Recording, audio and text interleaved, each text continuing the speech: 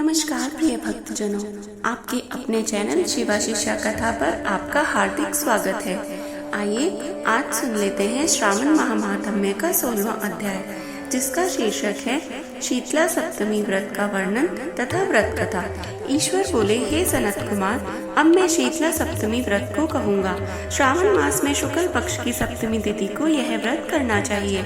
सबसे पहले दीवार पर एक वापी का आकार बनाकर अशरीरी संज्ञक दिव्य रूप वाले 7 जल देवताओं, 2 बालकों से युक्त पुरुष संज्ञक नारी, 1 घोड़ा, 1 वृषभ तथा नर वाहन सहित 1 पालकी भी उस पर बना दे।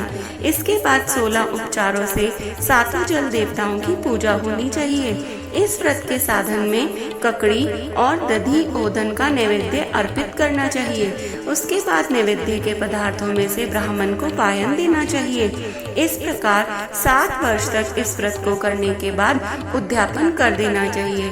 इस व्रत में प्रत्येक वर्ष 7 सुवासिनियों को भोजन कराना चाहिए। जल देवताओं की प्रतिमाएं एक सुवर्ण पात्र में रखकर बालकों सहित एक दिन पहले सायंकाल में भक्ति पूर्वक उनकी पूजा करनी चाहिए। प्रातः काल पहले ग्रह होम करके देवताओं के निमित्त चरु से होम करना चाहिए। जिसने पहले इस व्रत को किया हो और उसे जो फल प्राप्त हुआ उसे आप सुने। सौराष्ट्र देश में शोभन नामक एक नगर था। उसमें सभी धर्मों के प्रति निष्ठा रखने वाला एक साहूकार रहता था। उसने जल रहित एक अत्यंत निर्जन वन में बहुत पैसा खर्च करके शुभ तथा मनोहर सीढ़ियों से युक्त पशुओं को जल पिलाने के लिए सरलता से उतरने चढ़ने योग्य दृढ़ पत्थरों से बंधी हुई तथा लंबे समय तक टिकने वाली एक बावली बनवाई।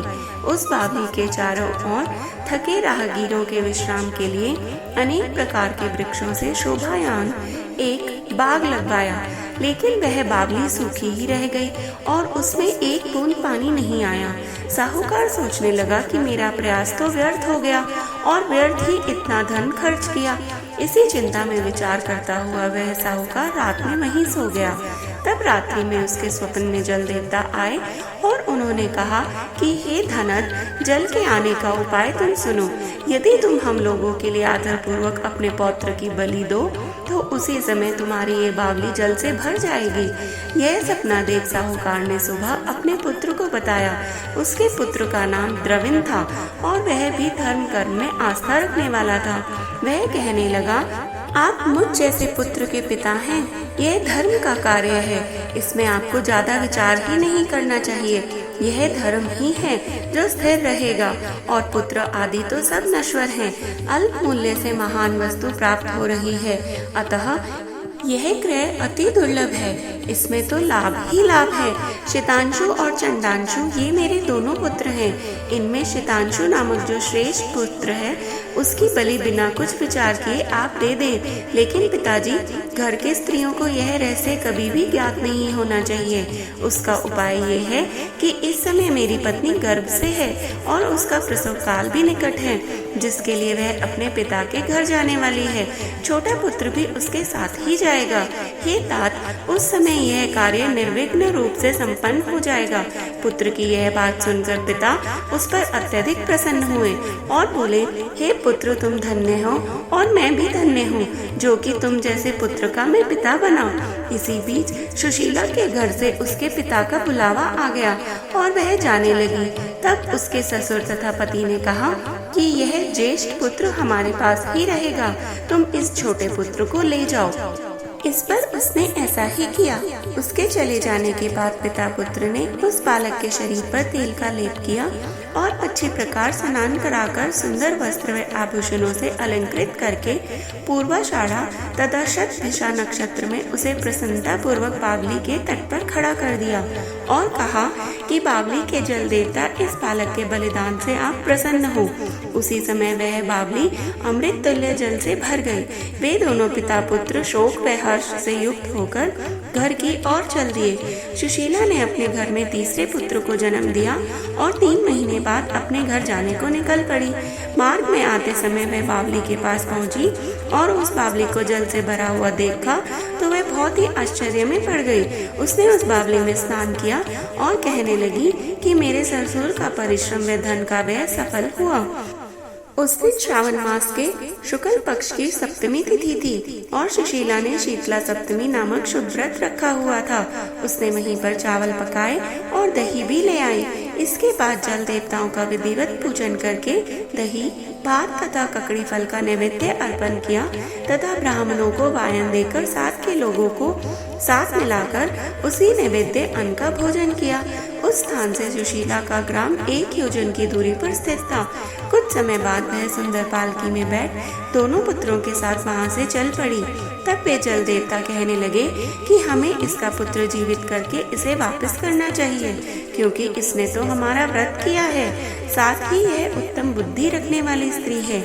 इस व्रत के प्रभाव से इसे नूतन पुत्र तो देना ही चाहिए। पहले उत्पन्न पुत्र को यदि हम ग्रहण किए रह गए तब हमारी प्रसन्नता का फल ही क्या है। आपस में ऐसा कहकर उन दयालु जल देवताओं ने बावली में से उसके पुत्र को बाहर निकालकर माता को दिखा दिया और फिर उसे विदा किया। बाहर निकलकर वह पुत्र माता माता इस प्रकार से पुकारता हुआ अपनी माता के पीछे दौड़ पड़ा। अपने पुत्र का शब्द सुनकर उसने पीछे मुड़कर देखा।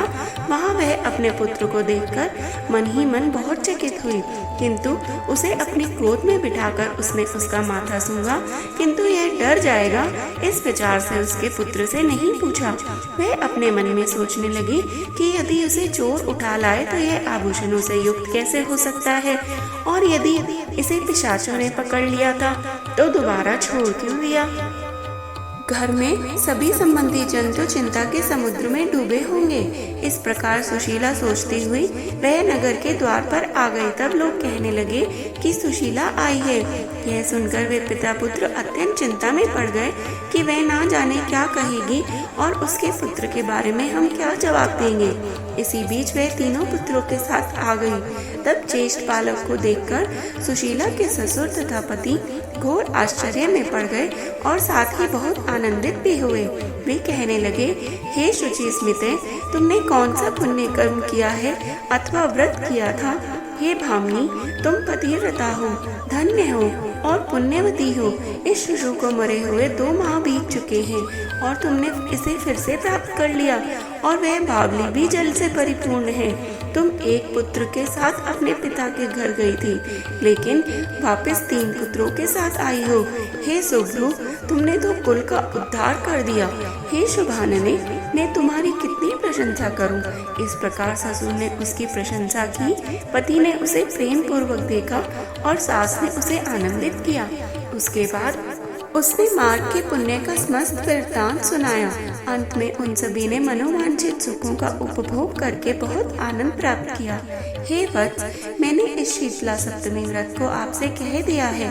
इस व्रत में दधि ओदन शीतल, ककड़ी का फल शीतल और बावली का जल भी शीतल होता है तथा इसके देवता भी शीतल होते हैं। अतः शीतला सप्तमी का व्रत करने वाले तीनों प्रकार के पापों के संताप से शीतल हो जाते हैं। इसी कारण से यह सप्तमी शीतला सप्तमी इस यथार्थ नाम वाली है। इस प्रकार श्री स्कंद पुराण के अंतर्गत ईश्वर सनत कुमार संवाद में श्रावण मास महात्म्य में शीतला सप्तमी व्रत कथन नामक 16वां अध्याय पूर्ण हुआ। श्रावण महात्म्य के 17वें अध्याय का श्रवण करने के लिए हमें कृपया सब्सक्राइब करके जाएं और बोलते रहें हर हर महादेव।